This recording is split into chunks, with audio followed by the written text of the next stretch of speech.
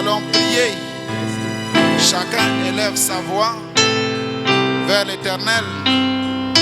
Pendant que je murmure le chant, vous priez. On élève la voix, on prie.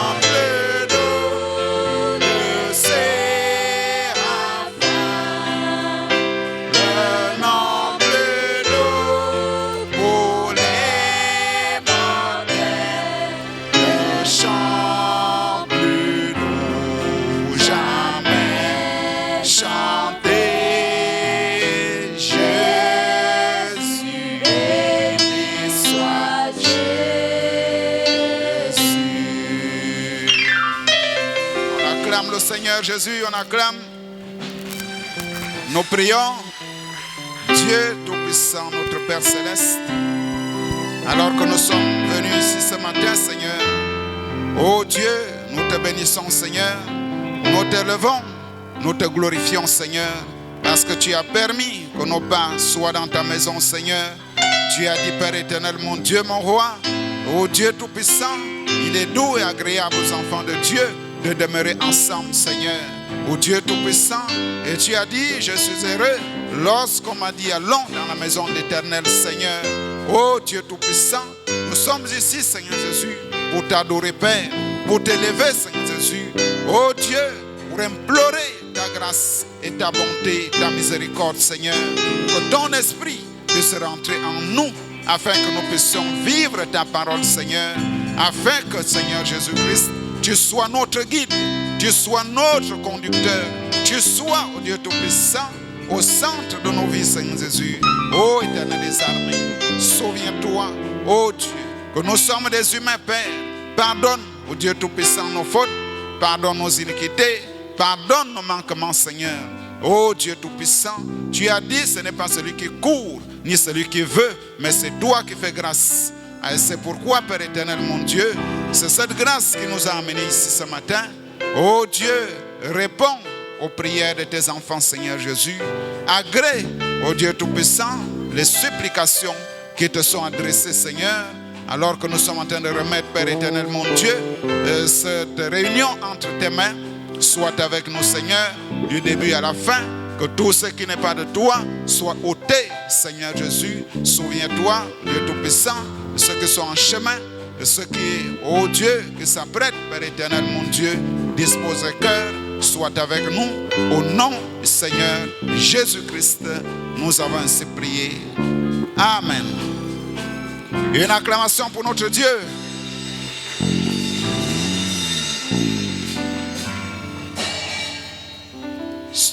Assis un moment, prenez place.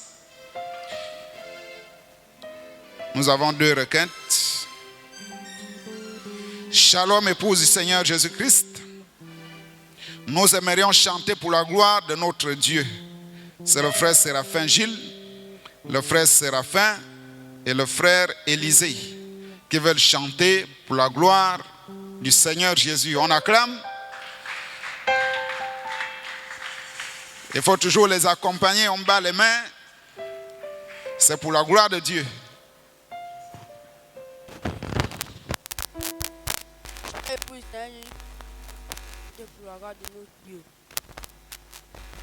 Oh Jésus, il est le Tout-Puissant. Jésus, il est le Tout-Puissant. Oh Jésus, il est le Tout-Puissant. Jésus, il est le Tout-Puissant. Oh, il est le Tout-Puissant. Jésus, il est le Tout-Puissant. Moi aussi, il est le Tout-Puissant. Jésus, il est le Tout-Puissant. Oh Jésus, il est le Tout-Puissant. Jésus. Oh Jésus, il est le Tout-Puissant. Jésus, le Dieu de Saoudi, il est le Tout-Puissant. Jésus, il est le Tout-Puissant. Il est le Tout-Puissant. Il est le Tout-Puissant. Il est le Tout-Puissant. Il est le Tout-Puissant.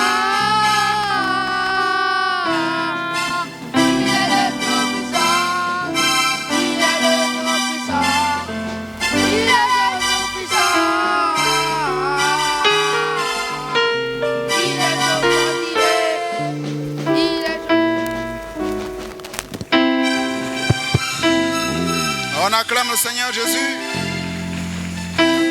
Deuxième requête. Shalom, épouse Christ. On répond. J'aimerais chanter pour la gloire de mon Dieu. La sœur Couronne qui veut chanter pour la gloire de son Dieu.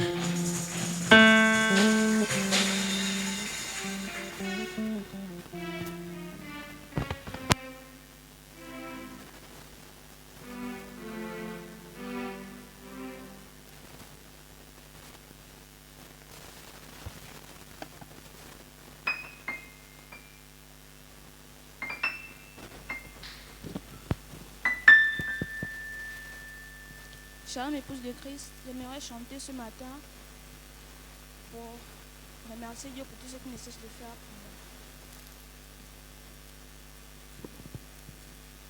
moi. Ma richesse et ma gloire et ma félicité, oh Jésus, c'est de croire que tu m'as racheté, rempli de confiance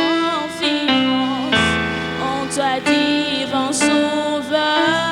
Je vis dans l'espérance et je marche sans peur.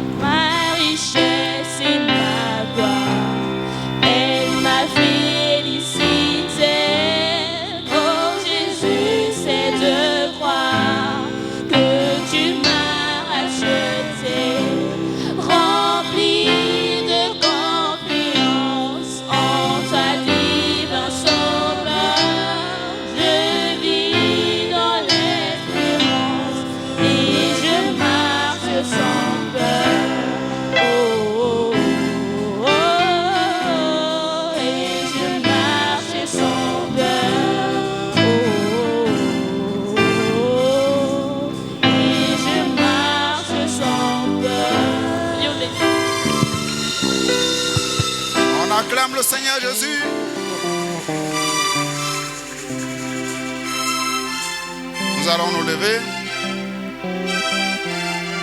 pour chanter.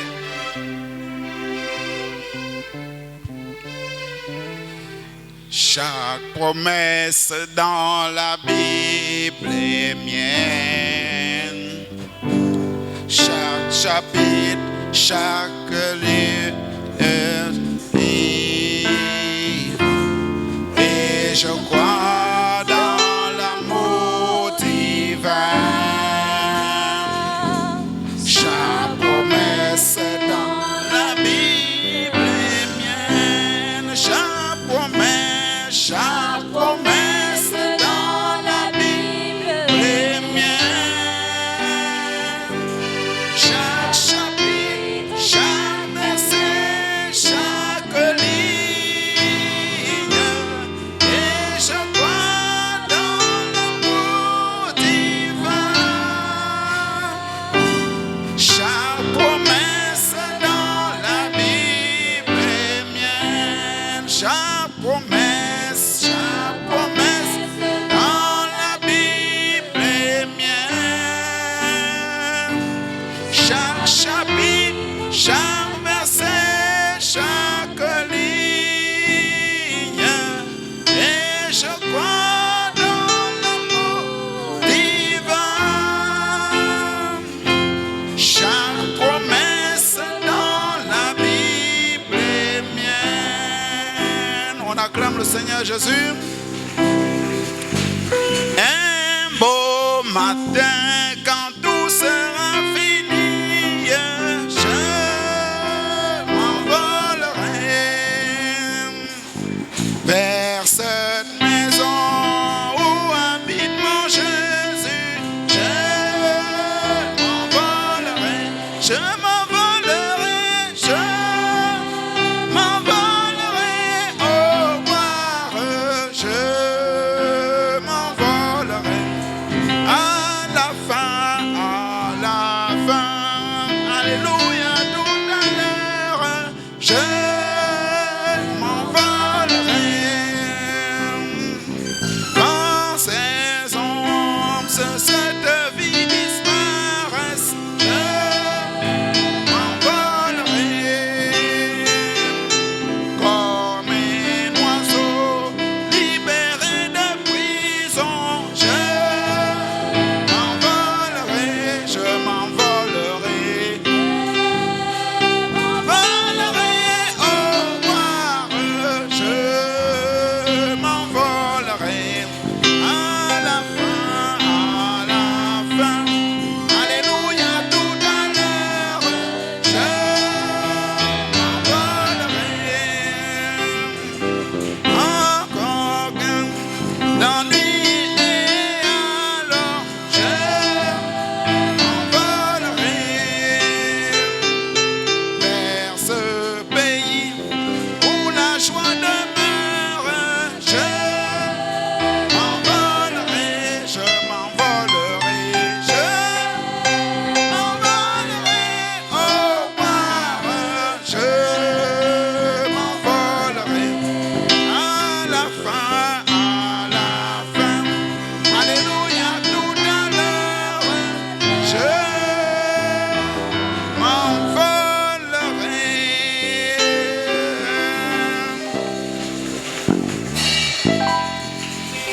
Pendant que nous sommes debout, nous allons lire une écriture. Nous sommes dans Galates chapitre 5 au verset 22. Galates chapitre 5 au verset 22. Mais le fruit de l'esprit, c'est l'amour, la joie, la paix, la patience, la bonté, la bénignité, la fidélité, la douceur, la tempérance. La loi n'est pas contre ces choses. Nous prions. Dieu, notre Père Céleste, nous voici encore debout ce matin dans ta maison. Nous avons besoin de toi, Seigneur Jésus. Sois avec nous, Père. Oh Dieu, enseigne-nous ta propre parole. Nous-mêmes, en tant qu'humains, nous ne sommes rien, Seigneur. C'est pourquoi nous nous abandonnons entre tes mains. Au nom du Seigneur Jésus-Christ. Amen.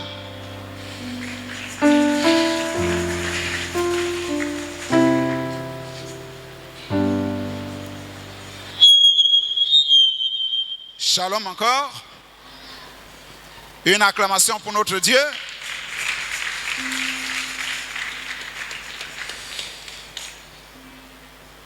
Je suis devant vous ce matin, alors que ça fait un bon temps, ça fait vraiment longtemps, parce que le thème qu'on est en train d'aborder, il est long. On est censé chacun commencer le thème et le terminer. Mais comme il est tellement long, l'honorable Hugues a dû couper pour que moi je continue. Donc ce matin, nous sommes toujours sur le même thème et le même sujet. Alors, qui peut nous rappeler le thème que nous sommes en train d'aborder? Le thème de l'école du dimanche? Oui? Tempérance. Est-ce que c'est la tempérance? Le thème c'est quoi? Le thème. Oui, le frère, le thème c'est quoi? Le thème c'est la statue d'un homme parfait.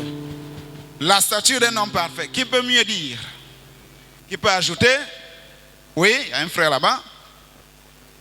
Le thème c'est L'édification de l'homme intérieur et la statue de l'homme parfait. ou la stature de l'homme parfait. On acclame le Seigneur Jésus. C'est ça le thème que nous sommes en train d'aborder. Et qu'est-ce qu'on a dit sur la stature d'un homme parfait? C'est quoi la stature? C'est quoi l'homme parfait? Qui peut expliquer? La stature, c'est quoi? Oui? Il y a un doigt là-bas? Oui? La statue, c'est quelque chose qui ne bouge plus. Qui ne bouge pas? Est-ce que c'est ça? Oui? La statue, c'est quelque chose, quelqu'un qu'on construit. Quelque chose qu'on construit. Qu'est-ce qu'on construit? On construit quoi? Très souvent, on construit quoi? Oui, c'est le même frère? Oui? L'homme parfait. L'homme parfait, bon, dans le naturel, qu'est-ce qu'on construit souvent? On construit, je vais vous aider, construire pour habiter. Il s'agit de quoi? Oui, la sœur. On construit pour habiter. Il s'agit de quoi? On construit des maisons. La maison, on acclame. Maintenant, la maison ici, est-ce que c'est celle-ci? Est-ce que c'est ce bâtiment? Cette maison, c'est quoi? C'est quoi cette maison-là? Oui, sœur? C'est l'homme. C'est l'homme. On acclame. On acclame. C'est l'homme. Cette maison-là, c'est l'homme. La stature, c'est l'homme. C'est-à-dire l'homme qui arrive à son terme. C'est-à-dire le bâtiment qui est achevé. Quand on a fini de construire, on dédicace la maison et les gens rentrent. Maintenant, la maison ici, dans le naturel, il s'agit de quoi? L'homme intérieur. On a dit l'édification de l'homme intérieur. L'homme intérieur, c'est quoi? Oui? C'est l'âme. C'est l'âme. Qui peut ajouter? C'est l'âme. En dehors de l'âme, on peut aussi appeler. Comment on peut aussi l'appeler? L'homme intérieur. On peut aussi l'appeler La théophanie. la théophanie. On acclame le Seigneur Jésus. C'est la théophanie. Maintenant, c'est quoi la théophanie? C'est l'homme qui est... Oui, la théophanie, ça veut dire... La théophanie, c'est un corps puissant. C'est un corps puissant. La théophanie, c'est un corps parole. C'est un corps parole. On acclame. C'est un corps parole. C'est un corps qui est à l'intérieur de notre corps. Alors, quels sont les matériaux pour construire l'homme, cet homme-là, l'homme intérieur, qu'on appelle la théophanie. Est-ce qu'on va prendre la brique? Est-ce qu'on va prendre le marteau? Est-ce qu'on va prendre l'eau? Quels sont les matériaux pour construire cet homme-là? Oui, là-bas? On est en train de faire la révision? Oui? Les vertus. Les vertus. Ce sont les vertus qui doivent habiter l'homme pour l'amener à la stature parfaite. C'est-à-dire, l'homme arrive comme Christ. Alors, quelles sont ces vertus? La première, c'est la foi. La deuxième, après la foi, la vertu. Après la vertu, après la vertu, la connaissance. Après la connaissance, la tempérance. Après la tempérance, on arrive à la patience. Après la patience, la piété. Après la piété, on arrive à l'amour fraternel. Après l'amour fraternel, vient quoi? Oui, l'amour divin. On acclame. Ça doit être quelque chose que chaque enfant de l'école du dimanche connaît. Alors, nous allons lire 2 Pierre chapitre 1, à partir du verset 5.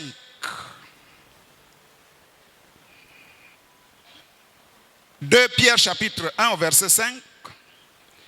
La Bible dit, à cause de cela même, faites tous vos efforts pour joindre à votre foi la vertu. Donc pour joindre à votre foi. Donc la foi c'est la base. Après la foi on a dit à la vertu. La science ici c'est la connaissance. Après la connaissance, à la science, la tempérance. C'est là où nous sommes. À la tempérance, la patience. À la patience, la piété. À la piété, l'amour fraternel. À l'amour fraternel, la charité. Donc la charité, c'est l'amour divin qui vient au-dessus de ces vertus-là, qui vient coiffer les vertus. Car, la Bible dit, car si ces choses sont en vous et ils sont avec abondance, c'est-à-dire l'amour qui dépasse, la foi qui déborde, la vertu qui coule, la connaissance qui déborde, si ces choses sont en vous et ils sont avec abondance, la Bible dit, elles ne vous laisseront point oisifs, ni stériles. C'est-à-dire, vous ne faites rien. C'est-à-dire, si ces choses sont en vous, vous ferez quelque chose pour Dieu. Vous ne resterez pas les bras croisés, sans lire la Bible, sans prier. Vous allez travailler pour Dieu, pour la connaissance de notre Seigneur Jésus-Christ. Au verset 9. Mais celui en qui ces choses ne sont point, est aveugle, il ne voit pas, et il a mis en oubli la purification de ses anciens péchés. Donc cet homme-là, qui n'a pas les vertus, il oublie que Dieu l'avait pardonné ses péchés, et il est aveugle. C'est cet homme-là qui est ballotté de part et d'autre. Puisqu'il n'y a pas l'amour en lui, il n'y a pas la foi, il n'y a pas la puissance qui est la vertu, il n'y a pas l'amour fraternel, il n'y a pas la tempérance. Il peut se battre facilement, il peut s'emporter facilement. Si on dit il y a les danses du monde là-bas, il va, il danse. Si quelqu'un le provoque, il fait la bagarre facilement. Parce qu'en lui, il n'y a pas les vertus. Alors, Nous sommes arrivés au sujet, la tempérance. C'est quoi la tempérance? Qui se souvient? Qu'est-ce qu'on a dit sur la tempérance? Oui, il y a un doigt là-bas. C'est quoi la tempérance? Ne pas vite s'emporter. Ne pas vite s'emporter. C'est très bien. Oui, la tempérance est? La tempérance, c'est de ne pas se battre. Ne pas se battre, ne pas se faire les problèmes. Oui. La tempérance, c'est maîtriser sa colère. Maîtriser sa colère, c'est bien. C'est très bien. C'est quoi la tempérance? Oui, frère? La tempérance, c'est maîtriser sa langue. Maîtriser sa langue. On acclame, on acclame. Savoir maîtriser sa langue. C'est ça la tempérance. Et si on revient un peu en arrière,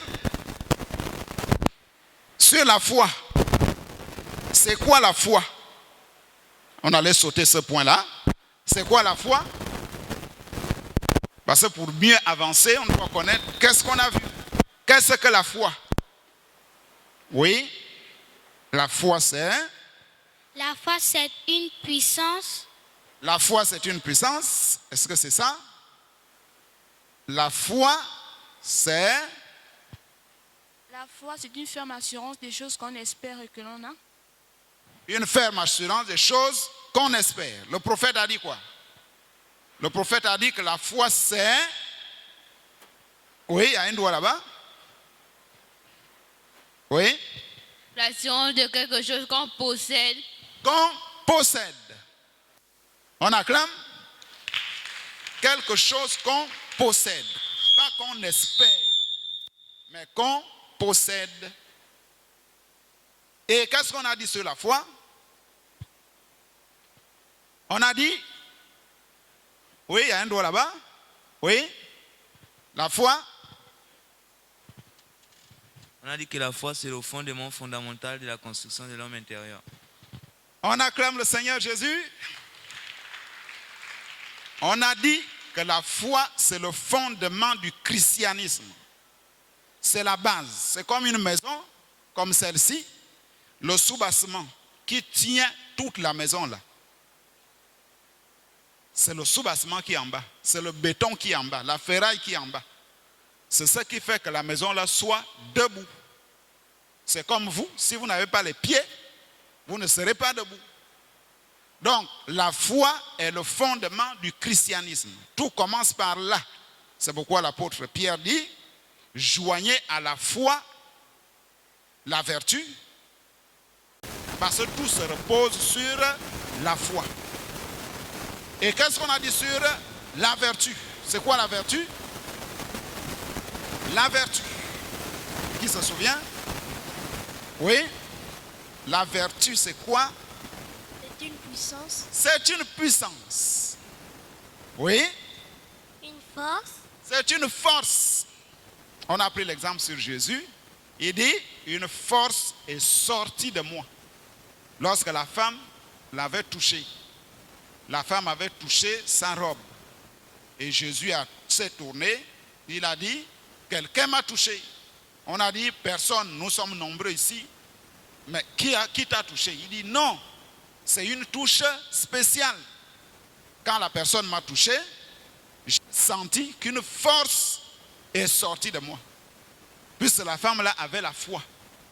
Et quand elle a cru qu'elle pouvait toucher Jésus et être guérie, c'est comme ça que la puissance qui était en Jésus s'est détachée et allée vers cette femme-là.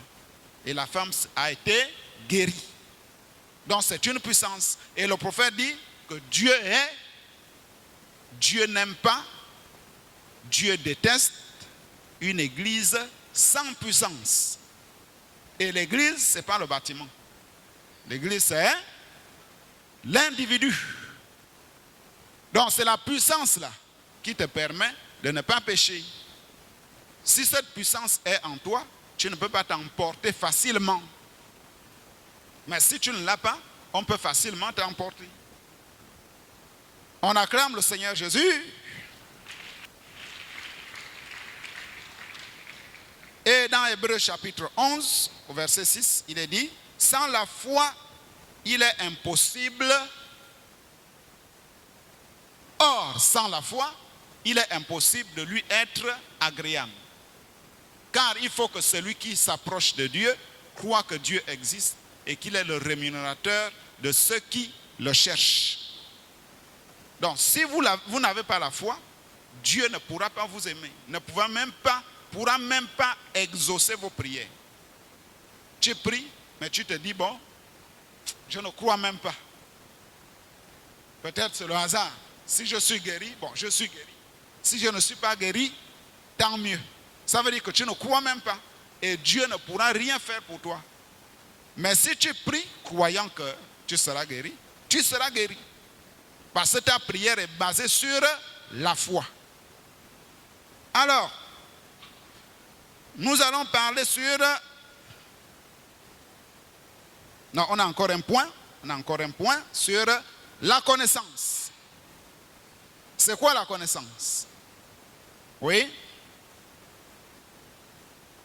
La connaissance est? La loi de Dieu. La loi de Dieu. C'est quoi la connaissance?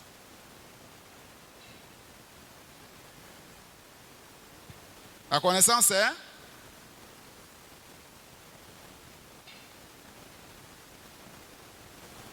Qui a une réponse? La connaissance. C'est la parole. C'est la parole. La connaissance, pour le chrétien, c'est la parole de Dieu. Mais pour l'incroyant, c'est tout ce qui est dans le monde. Et on a dit qu'il y a deux types de connaissances. Parce que je vous suivais. Chaque dimanche, j'étais là. Moi aussi, je prenais les notes. On avait dit qu'il y a deux types de connaissances. Qui peut me les rappeler? Oui, il y a deux types de connaissances. Oui. La connaissance de l'homme et la connaissance de Dieu. La connaissance de l'homme et la connaissance de Dieu. La connaissance de l'homme a commencé quand? À quel moment? Tout ça, vous avez vu. La connaissance de l'homme. Oui, frère? Depuis le jardin d'Éden, par qui? Par? Non. C'est pas Jésus. Oui? Par Caïn. Par Caïn. On acclame. C'est Caïn. On vous a bien montré ça ici. Caïn était le père de ceux qui font la musique. Parce que dès que Caïn a tué Abel, la lignée de Dieu s'est arrêtée un moment. Et pendant ce temps-là, Caïn avançait. Il a pris sa sœur pour femme. Il a commencé à construire les maisons. Il a commencé à développer les instruments de musique. À construire des bâtiments. Jusqu'à ceux qui sont arrivés à la tour de Babel. Ce sont ces géants-là. La lignée de Caïn. Entre-temps, puisque quand Abel est mort, la lignée de Dieu, ils ont recommencé quand? Et qu'est-ce qu'eux ils faisaient? Est-ce que c'était la même chose? Eux ils faisaient quoi? Oui? Ils priaient l'Éternel. Ils priaient l'Éternel. On acclame. On dit, c'est à partir de Quand Seth est venu. à partir de 7. Voilà. C'est à partir de 7, quand 7 naît, c'est là où on a recommencé à invoquer le nom de l'Éternel. Entre-temps, Caïn était déjà loin. Mais les fils de Dieu, ils étaient dans les tentes, les jardins, les plantations, l'élevage. Mais la lignée de Caïn était loin. Dans la construction des bâtiments, les instruments de musique, les orchestres. Est-ce que vous voyez? Alors, nous sommes arrivés à la tempérance. Nous allons aborder 4 points essentiels sur la tempérance, si Dieu le permet. Le premier point, vous notez, sur la tempérance, savoir tenir sa langue. Et on a lu dans la brochure la stature d'un homme parfait. Au paragraphe 221, si la régie peut nous mettre ça, nous allons lire 221. Bon, là-bas c'est 169. La tempérance ne signifie pas non plus qu'il faut arrêter de boire de l'alcool. Tu es venu à l'église, on t'a prêché la parole, on a dit l'alcool est mauvais. Un chrétien ne boit pas. Quand tu arrives à la maison, tu jettes la boisson. Tu décides, je ne bois plus. Mais le prophète dit, ce n'est pas ça la tempérance. Il dit, à la suite, non. La tempérance ne parle pas d'un traitement pour alcoolique. Pas dans ce sens. Pas dans ce cas. Ceci, c'est la tempérance de la Bible. La tempérance du Saint-Esprit. Celle dont on parle. Il dit, celle-là est juste l'une des convoitises de la chair. C'est-à-dire celle du fait de ne pas boire, d'être respectueux. Ça n'a rien à voir avec la tempérance de la Bible. Parce que quelqu'un peut être respectueux, il peut être honnête, mais si tu piétines son pied, qu'est-ce qui va se passer? Il sort le couteau, il t'agresse. Pourquoi? Parce qu'il n'est pas tempérant. Mais nous parlons de la tempérance du Saint-Esprit. Qui me suit? Levez la main. On parle de la tempérance du Saint-Esprit. On acclame le Seigneur Jésus. À la suite, cela veut dire comment contrôler votre langue. Ne pas être une commère. Comment contrôler votre tempérament? Ne pas vous emporter chaque fois que quelqu'un vous parle avec colère. Vous êtes en classe, quelqu'un vient, il ramasse vos stylos. Quand tu veux parler, il dit, il casse même, il jette. C'est le seul stylo que tu as amené en classe. Qu'est-ce que tu vas faire? Tu commences à attraper le païen là. Tu mets le coup de poing. Le frère se bat.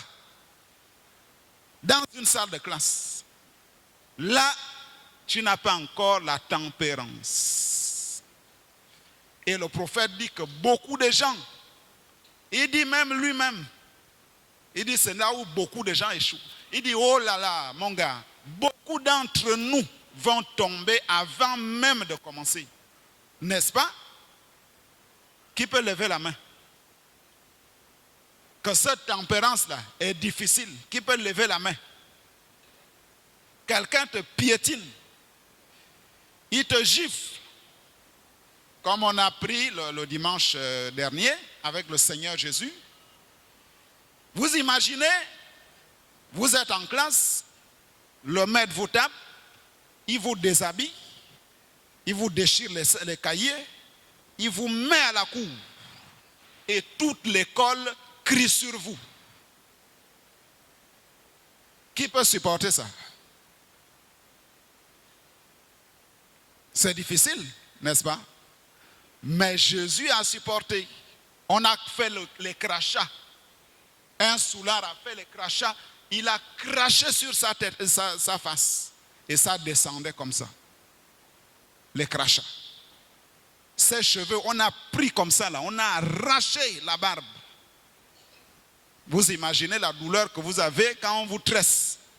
Mais on attrape la barbe comme ça. On arrache. Après on lui met le coup de poing. Il est là. Il n'a rien dit. Mais vous et moi, est-ce que nous on peut faire ça? Quelqu'un vient là, il te frappe, il te shoot, il t'insulte. Tu ne fais rien. Qui peut? Jésus dit, c'est là où nous devons arriver. Il dit, voyez, alors nous nous demandons pourquoi Dieu n'est pas dans son église, accomplissant les miracles et autres, comme autrefois. Pourquoi Dieu n'est pas dans l'église? Pourquoi il n'y a pas de miracles? Pourquoi il n'y a pas de signes? C'est parce que nous ne sommes pas tempérants. On avance. Il dit oui, oui. Voyez, ajoutez ces choses. Ajoutez-y la tempérance. Oh, la tempérance, comment répondre gentiment lorsqu'on vous parle avec colère? Quelqu'un vous parle avec colère, vous vous répondez doucement, avec gentillesse. Si quelqu'un dit, vous, espèce de saint exalté, comme nous on nous appelle, on dit les branhamistes, vous êtes des perdus. Moi j'ai vécu ça. Quelqu'un est venu, il a dit, vous êtes perdus, vous suivez un homme, tu vas aller en enfer. La personne a dit, tu es un lézard, tu es perdu. J'étais là, sachant que, moi je sais que c'est pas ça. J'ai regardé seulement la personne. Mais aujourd'hui, la personne est rétrograde. Vous voyez? Donc, c'est ce genre de tempérance-là. Ne bondissez pas en retroussant les manches, en disant, tu vas voir ça. Hein? La sœur plie la jupe. Elle enlève les babouches. Elle se déchaîne. Hein? Le frère enlève le haut. Il balance. Il plie le coup de poing. Il se bat. Mais après la bagarre, là, qu'est-ce que tu vas encore dire aux gens là? Tu vas encore dire que tu es chrétien? Je ne pense pas. On acclame, on acclame. Il dit, voyez, pas cela, mais parlez avec de l'amour divin. La tempérance, la gentillesse. Il dit, c'est ça, la tempérance. Ça, c'est le premier point. C'est-à-dire, savoir tenir sa langue. Savoir répondre même si quelqu'un avance avec colère. Vous savez, ces choses-là ne sont pas faciles. C'est pourquoi l'apôtre Pierre a dit, faites tous vos efforts. Il commence par là. C'est pas dur, hein? Toi, tu pries, mais tu fais l'effort. De la même manière que tu enlèves le rouge à lèvres, tu enlèves les boucles d'oreilles quand tu arrives dans le message. Tu enlèves les culottes pour les frères. C'est la même façon que tu fais l'effort. Tu t'exerces. Tu dis aujourd'hui, je suis en train d'aller à l'école.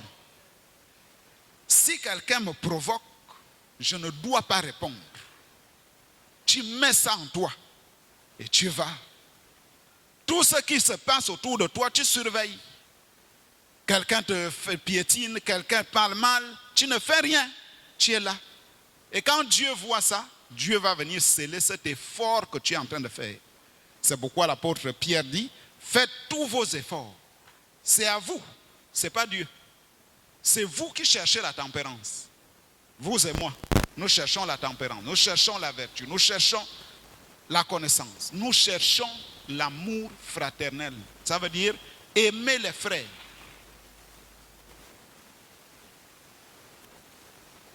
Ça, c'est le premier point. Deuxième point, le commérage. Nous sommes dans la brochure « L'Église et sa condition ». Prêché le 5-8 1956, paragraphe 66. Le commérage. C'est quoi le commérage? Être commère, c'est critiquer. C'est aller critiquer les gens. La sœur est mal habillée, tu critiques. Le frère a un pantalon déchiré, tu vas dire, regarde son pantalon. Regarde ses cheveux. Il n'a même pas peigné les cheveux. Regarde, la sœur sent mauvais. Va un peu à côté de la sœur, là, elle sent mauvais. C'est ça, là. C'est ça le commérage. Alors, nous allons voir ça. Il dit,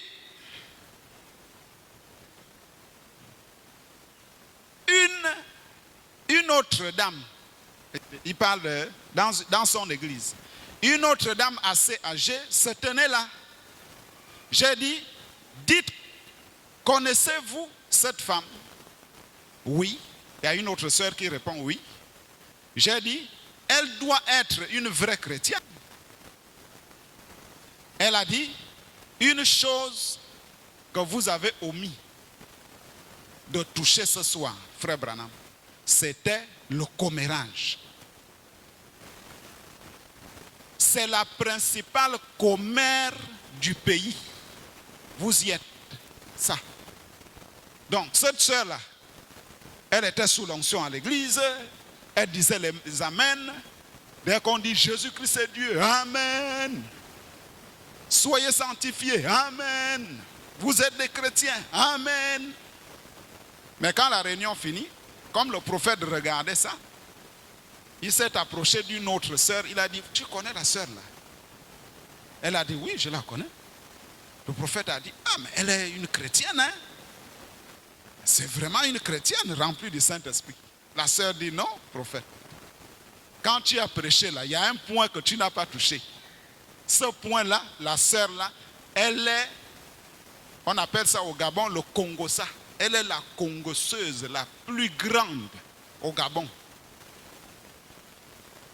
Donc tout ce qu'elle entend, elle va dire aux gens. Elle va même déformer. Mais à l'église, elle est sous l'onction. Elle casse même les chaises. Elle dit amen à la parole. Mais quand on arrive au quartier, c'est une commère. On acclame le Seigneur Jésus.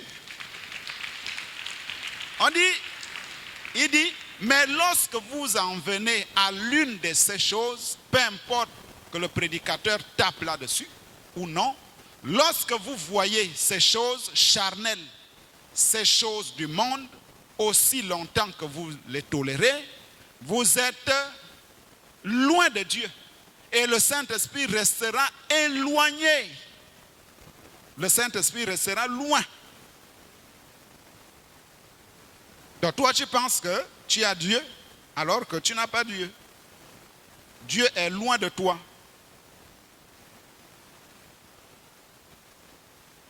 C'est la raison pour laquelle les réunions ne sont plus comme elles étaient. C'est la raison pour laquelle l'allée recouverte de sciure n'est plus utilisée ce matin au tabernacle. C'est la raison pour laquelle les grandes réunions sous-tentes ne sont plus tenues dans le pays. C'est parce que nous avons attristé et éloigné la douce colombe de Dieu. C'est vrai. Il ne restera pas avec nous aussi longtemps que nous serons si indifférents, aussi longtemps que nous serons médisants. Nous voulons en faire à notre tête, c'est-à-dire nous voulons faire le christianisme à notre manière. Dieu dit qu'on ne doit pas critiquer, toi tu critiques. Dieu dit qu'on ne doit pas parler des choses des gens, toi tu es toujours dedans. Et il dit le Saint-Esprit va s'éloigner. Il dit, maintenant, je veux que vous remarquiez, l'agneau était un agneau silencieux. La Bible dit, il n'a point ouvert sa bouche, semblable à une brebis devant ceux qui l'attendent. Il était muet, il n'a point ouvert la bouche. Il n'était pas quelqu'un qui réclame ses droits. Quelqu'un qui réclame ses droits. Je prends un exemple.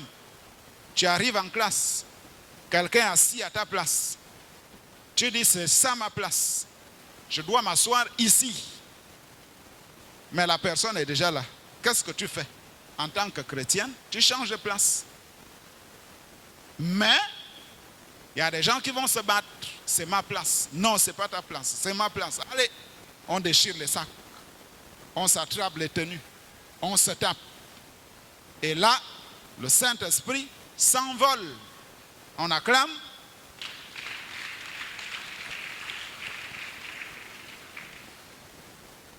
Nous allons dans Matthieu chapitre 18, au verset 15, c'est toujours sur ce point-là. La Bible dit, si ton frère a péché, va et reprends-le entre toi et lui seul. S'il t'écoute, tu as gagné ton frère. Mais s'il ne t'écoute pas, prends avec toi une ou deux personnes afin que toute l'affaire se règle sur la déclaration de 2 ou de 3 témoins. S'il refuse de les écouter, dis-le à l'église. Et s'il refuse aussi d'écouter l'église, qu'il soit pour toi comme un païen ou un publicain. C'est ce que la Bible dit. Si tu as vu quelque chose, va vers ton frère. Ne va pas critiquer. Ne va pas faire le commérage. Va vers le frère ou la sœur. Dis que, sœur, je t'ai salué le matin, tu n'as pas répondu. Est-ce que tu as un problème avec moi? La sœur va dire, quand tu as salué, je n'ai même pas entendu. Tu vois, là le problème est réglé. Mais toi tu vas dire, tu pars, tu vois une autre sœur, tu vois la sœur là. Je l'ai saluée le matin, elle ne m'a pas répondu. C'est une mauvaise. Tout de suite, elle aussi, elle prend, elle va là-bas. C'est une mauvaise sœur. Et ça traîne partout. Mauvaise, mauvaise, mauvaise. Or, tu n'as pas fait ce que la Bible dit. Mais la Bible dit que si tu vas vers ton frère et qu'il refuse, tu m'as insulté, je suis venu te voir, toi et moi, je ne suis pas allé critiquer. Pourquoi tu m'insultes? La personne va dire, je n'ai pas fait exprès, ou bien je t'insulte parce que. Mais ce n'est pas chrétien. Excuse-moi, vous priez et ça s'arrête là. Mais prendre, tu vas dire ailleurs, tu prends même les problèmes de ta famille, tu vas raconter. Les gens se cognent les têtes, les familles se déchirent à cause de toi. C'est mauvais. Là, le prophète dit, c'est pas chrétien. Il va plus loin, dit, s'il refuse, dis-le à l'église. Viens voir les diacres, dis que telle sœur ou bien tel frère, j'ai demandé pardon, bien sûr, je suis allé le voir. Voilà. Il m'a même encore insulté. Il refuse. Alors, le diacre va vous convoquer. Vous allez traiter le problème. Maintenant, s'il refuse aussi, parce qu'il y a des gens comme ça, on l'amène chez le diacre, il s'en fout du diacre. Le prophète dit que si tu t'en fous d'un diacre, tu peux faire la prison. Tu dois faire la prison de près de plus de 5 ans si tu refuses ce qu'un diacre te dit. C'est dans la loi américaine. Vous voyez? Mais il y a des gens, on vient chez le diacre, chez le pasteur, il s'en fout. Il est en train de se maudire lui-même. Et on dit, s'il refuse aussi, on dit, considérez-le comme un païen. Ce n'est pas un croyant. Il va venir à l'église, on le voit comme ça. Mais ce n'est pas un chrétien pour nous. On acclame.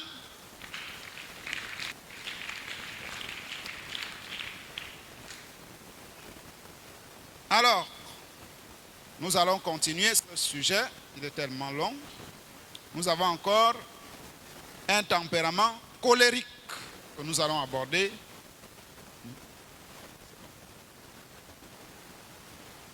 Tempérament colérique. Nous allons aborder ça un moment.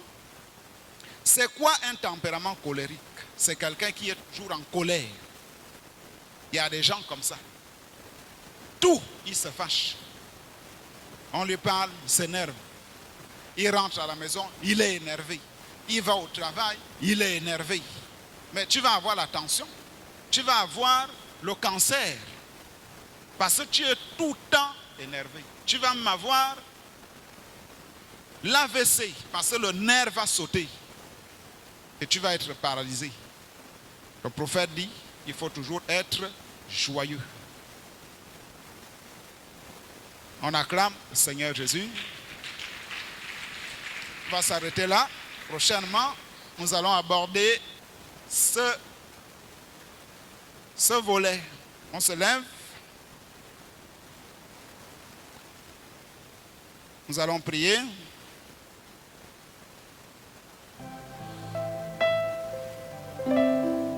Chaque promesse dans la Bible est mienne.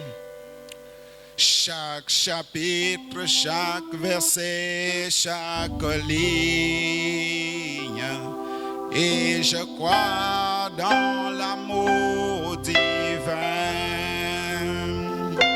Chaque promesse dans la Bible est mienne. Chaque promesse dans la Bible est mienne. Chaque chapitre, chaque verset, chaque ligne.